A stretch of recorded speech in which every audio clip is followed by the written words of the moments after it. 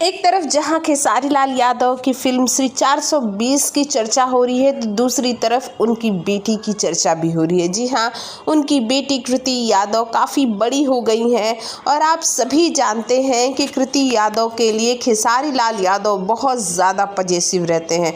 अभी पिछले दिनों उनका और रवि किशन का एक वीडियो बड़ी तेज़ी से वायरल हुआ, जहां पर कृति यादव इंग्लिश बोलती नज़र आई, तो वहीं पर खेसारी लाल यादव उन्हें देखते नजर आए। खेसारी ये कहते हैं इस वीडियो में कि मुझे नहीं कुछ समझ में आता कि ये क्या बोल रही है, लेकिन सुन के बहुत अच्छा लगता है।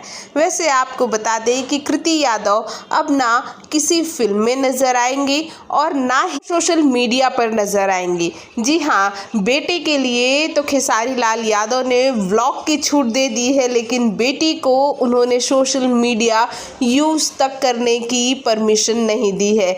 आपको जानकर हैरानी होगी, 10th क्लास में पढ़ने वाली कृति यादव अभी सोशल मीडिया पर कहीं भी एक्टिव नहीं है। वो चाहे फेसबुक हो, इंस्टा हो या फिर यूट्यूब हो। कई खेसारी लाल यादव को इस पर ट्रोल करते हैं और कहते हैं बेटा और बेटी में फ़र्क करते हैं खेसारी लाल यादव।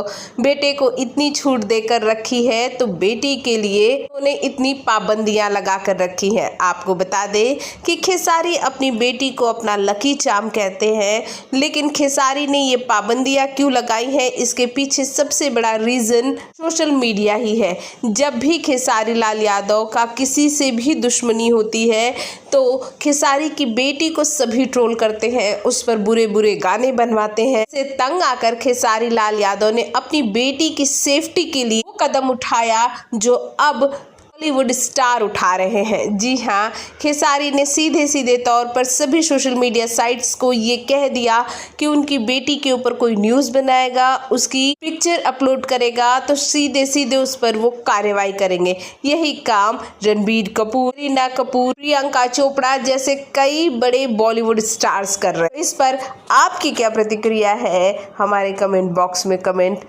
ज़रूर करें। साथ ही चैनल को सब्सक्राइब करना बिल्कुल ना भूलिए।